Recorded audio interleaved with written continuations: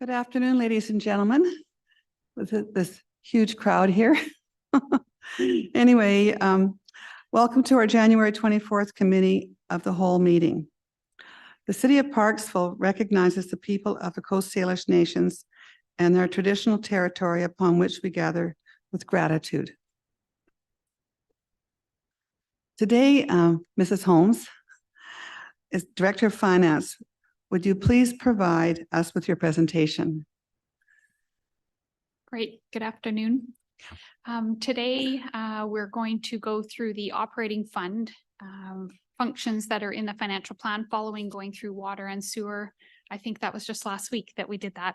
So today will be things that are familiar to you. There are services that are provided by our employees, and we'll go through the operating impacts and minor capital as well as capital.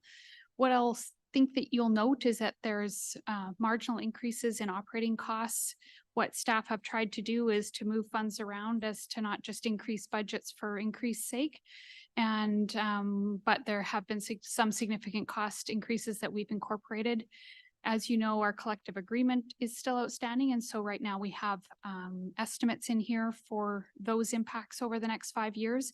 Once we have those actual numbers, the next draft or whenever that happens after that, we'll incorporate actual estimates into that. And as you know, this is our kind of provisional first run at this. We will still have an opportunity to amend the financial plan prior to doing the property tax rate bylaw. And so even if it is still some time before we get that, we'll have an opportunity to incorporate those actuals, both to understand the impact on last year and how well our estimates were, but as well as what they are for the next 5 years or whatever the term of the collective agreement is.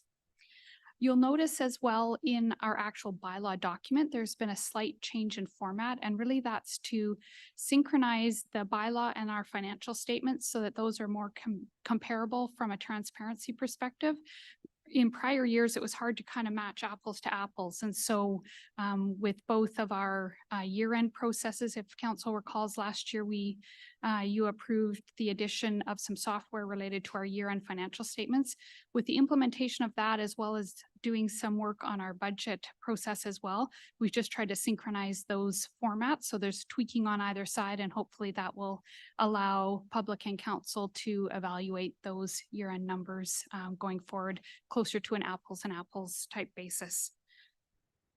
The other thing you'll note is that for some operating numbers, we don't have our year-end actuals yet. We're still very busy with receiving year-end invoices and processing all of the year-end adjustments in preparation for our audit. So I would expect in the next draft, we'll have actuals for comparative purposes. Where possible, though, I'll provide you with some context about whether we saw cost increases or decreases last year that impacted our budget going forward. Okay, any questions before we jump into the details and I start talking really fast? Okay. Just to touch base on where we're at in our process for this year, we're January the 24th. This will be our departmental presentations of operating capital, minor capital amounts for each of the departments in the general fund. And then next week on Monday, what we'll do is bring all of these things together for you, things that you've asked for be brought forward to budget discussions, whether you've had delegations or whether we've proposed things within our financial plan presentations, summarize those for you so that you can start to have a context of the magnitude of various requests and considerations, and hopefully give us some direction to then prepare kind of near final first draft of this financial plan.